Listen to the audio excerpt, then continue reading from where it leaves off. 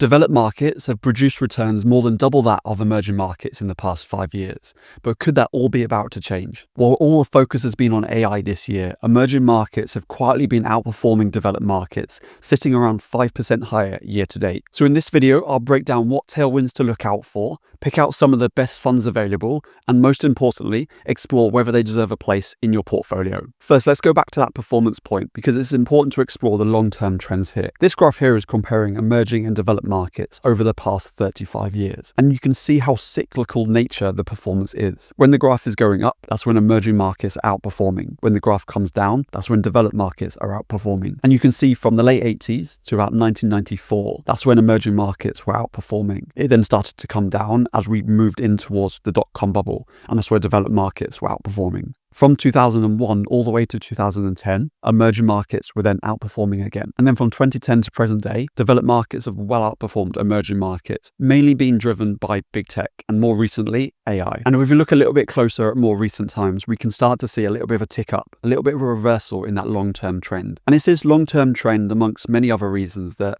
some investors are starting to question, is this now the start of a reversal? Are emerging markets now going to go on a run of the next 10 to 15 years of outperforming developed markets? Of course, just looking at past performance on its own is not going to be enough to confirm that. So let's have a look at what other tailwinds emerging markets might have in the near future. This is a really good article from Chris Tennant, a portfolio manager at Fidelity, and I'm going to pick out a few key highlights. He highlights 3 key areas that could be tailwinds for emerging markets, and the first is a fiscal backdrop, specifically for the US. It's long been known that the US has a growing debt problem, but I think this is the first year that people have really started to question whether this is getting out of control. The current administration has no attempt to reduce that debt. And if anything, they're actually making it worse. Chris states that people are starting to question the sustainability of that debt, and the relative fiscal position of emerging markets is making them look strong right now. He goes on to highlight that a lot of this stems from the fallout of the pandemic, which saw countries such as the US massively increase the stimulus in the trillions of dollars. This is in complete contrast to countries like China, which actually tightened their fiscal policy because they wanted to deflate their property bubble. And all of this has caused a weaker US dollar, which we've seen fall in value over the course of this year. And that's the second big tailwind for emerging markets. A weaker US dollar means that US exports are cheaper to those importing countries. And this is great for emerging markets because not only does it support local currencies, but in an environment where inflation is very volatile, it means there's less imported inflation because they can import US goods at a cheaper price. And second to that, it's also great for commodity exporting countries such as Brazil and South Africa because a lot of commodities like oil are priced in US dollars. So when the value of the US dollar falls, it makes those exports cheaper, which in turn is likely to increase the demand of those commodities. The third big tailwind he highlights is valuations. And we've seen over the past couple of years the massive growth in AI. And with that, we're starting to see exploding PE ratios.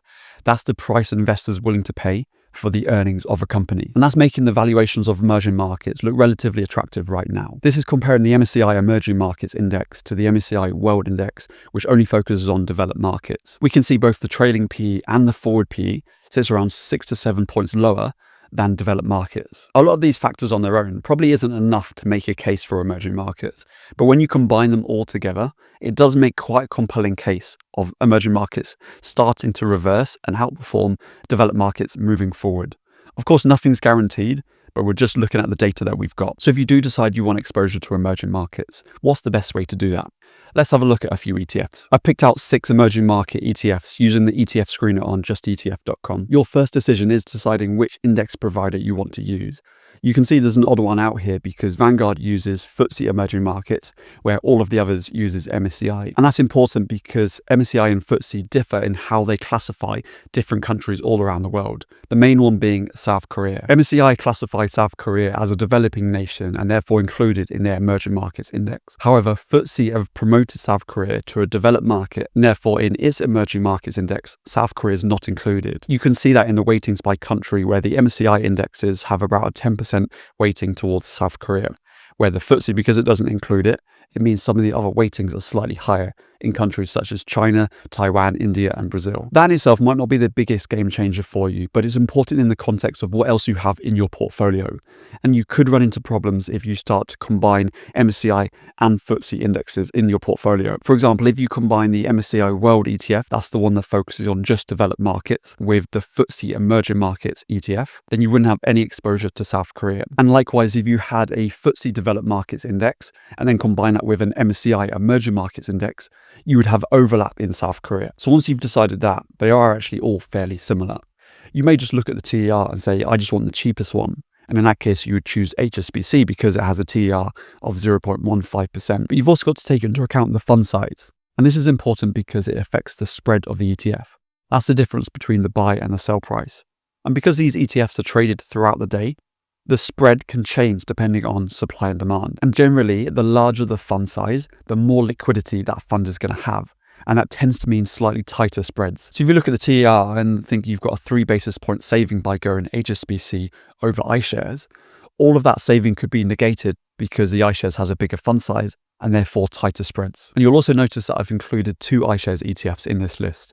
And the main difference between them, the largest fund, the IMI, covers a wider range of emerging markets. That means it's going to cover some of the smaller companies. And you can see that in the number of holdings, where the largest fund covers just over 3,000 holdings, where the one that doesn't cover as such wider market only covers just over 1,100. And that's more in line with the other funds covering the MSCI index. 2 alternative options you could look at is actually active ETFs.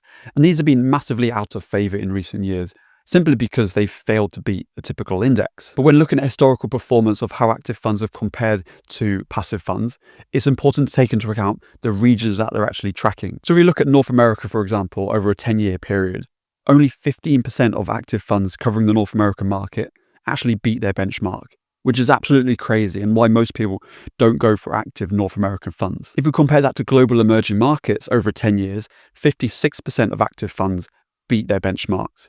And while 56% obviously is only just over half, that's a massive increase on some of the larger markets like the USA. And that's mainly down to emerging markets being a little bit more niche. They're slightly less covered, and actually having some expertise in really specific and niche areas can add a lot of value to an active ETF. So 2 funds that I've highlighted. The first is the Fidelity Emerging Markets Equity Research Enhanced UCITS ETF. And the second is the iShares Emerging Markets Equity Enhanced Active UCITS ETF. They are slightly more expensive because of the active element. So the TER for both of them is sitting at 0.3%. They are fairly similar in performance when you look at the data that we've got. So take that for what it is. The iShares Active Fund has slightly outperformed its passive equivalent over the past year. But of course, you are taking on a little bit more risk by going down a more active approach. Let me know your thoughts down below in the comments. Hope you found that useful. Thanks for watching, and I will catch you in the next one.